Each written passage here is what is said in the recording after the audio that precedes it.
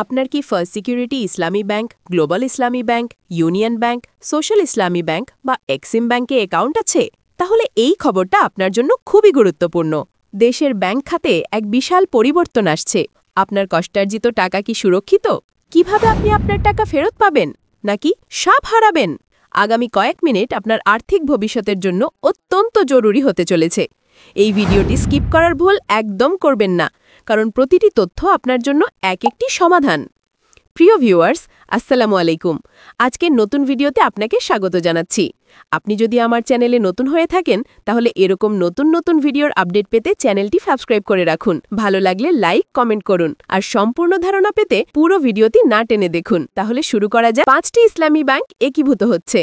Bangladesh bank এই mega একীভূতকরণের প্রক্রিয়া শুরু করেছে এবং এর উদ্দেশ্য দেশের বৃহত্তম ইসলামী ব্যাংক তৈরি করা। কিন্তু এই একীভূতকরণ আমানতকারীদের জন্য কী অর্থ বহন করে? আসুন বিস্তারিতভাবে জেনে নিই। একীভূত হতে যাওয়া ব্যাংকগুলো হল ফার্স্ট সিকিউরিটি ইসলামী ব্যাংক, গ্লোবাল ইসলামী ব্যাংক, ইউনিয়ন ব্যাংক, সোশ্যাল ইসলামী ব্যাংক এবং এক্সিম ব্যাংক। এই 5টি ব্যাংক একত্রিত হয়ে এক নতুন দিগন্ত উন্মোচন করতে চলেছে। বাংলাদেশ ব্যাংকের তথ্য অনুযায়ী এই 5টি ব্যাংকে বর্তমানে 1,52,000 কোটি টাকার আমানত রয়েছে, যার বিপরীতে ঋণের পরিমাণ 2 লক্ষ কোটি টাকা ছাড়িয়ে গেছে। এর মধ্যে 46,000 কোটি টাকা হচ্ছে ব্যক্তি আমানতকারীদের অর্থ। এত বড় অঙ্কের টাকা নিয়ে যখন এই পরিবর্তন আসছে, তখন আমানতকারীদের দুশ্চিন্তা স্বাভাবিক। সেন্ট্রাল ব্যাংকের পরিকল্পনা অনুযায়ী গ্রাহকদের সুরক্ষায় একটি বিশেষ পেমেন্ট স্কিম তৈরি করা হচ্ছে। চলুন দেখে নিই এই স্কিমের মূল বিষয়গুলো। 2 লক্ষ টাকা পর্যন্ত আমানত। যাদের আমানতের পরিমাণ 2 লক্ষ টাকার মধ্যে, তারা বীমার আওতায় খুব দ্রুত তাদের টাকা ফেরত পাবেন। 2 লক্ষ টাকার বেশি আমানত। যাদের আমানত 2 লক্ষ টাকার বেশি, তাদের টাকা ধাপে ধাপে ফেরত দেওয়া হবে, তবে এর সময়সীমা এখনও নির্ধারিত হয়নি। রিটার্ন। টাকা ফেরতের সময় 4% হারে রিটার্ন পাওয়ার সম্ভাবনা রয়েছে, কিন্তু মনে রাখবেন, আপনার বিদ্যমান সব আমানত স্কিম বাতিল হয়ে যাবে। একাধিক অ্যাকাউন্ট। একজন গ্রাহকের যদি একাধিক ব্যাংকে হিসাব থাকে, তবে তা একটি হিসাবেই গণ্য হবে এবং বীমা স্কিমা সর্বোচ্চ 2 লক্ষ টাকার মধ্যে থাকবে। অন্যদিকে প্রাতিষ্ঠানিক আমানতকারীরা নগদ অর্থের বদলে নতুন ব্যাংকের শেয়ার পেতে পারেন, আর ঋণগ্রহীতাদের জন্য কোনো পরিবর্তন হবে না। তাদের কিস্তি আগের নিয়মেই চালিয়ে যেতে হবে।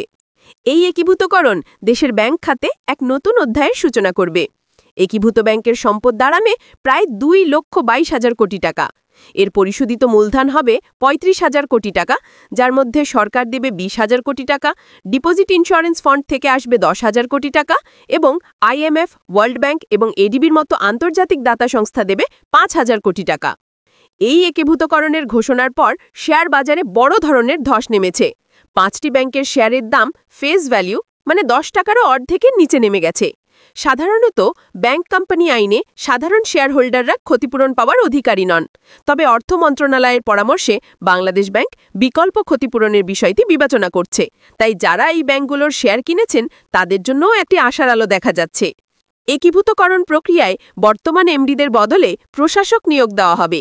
তাদের কাজ হবে আর্থিক স্বাস্থ্য মূল্যায়ন করা, স্থিতিশীলতা রক্ষা করা এবং প্রয়োজনে নির্বাহী পরিবর্তন করা। এই প্রশাসকদের শরিয়া ভিত্তিক ব্যাংকিংয়ে দক্ষ হতে হবে, অথবা বিশেষজ্ঞ নিয়োগের অনুমতি থাকবে।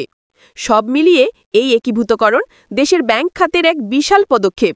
এর ওপরই নির্ভর করছে আমানতকারীদের আস্থা এবং বিনিয়োগকারীদের মনোভাব। বাংলাদেশ ব্যাংক গ্রাহকদের অর্থ সুরক্ষার প্রতিশ্রুতিবদ্ধ। আমরা আশা করি এই পদক্ষেপ দেশের অর্থনীতিকে আরও শক্তিশালী করবে। আপনার মতামত আমাদের জানান কমেন্ট বক্সে। ভিডিওটি ভালো লাগলে লাইক করুন, বন্ধুদের সাথে শেয়ার করুন এবং আমাদের চ্যানেলটি সাবস্ক্রাইব করে পাশে থাকুন।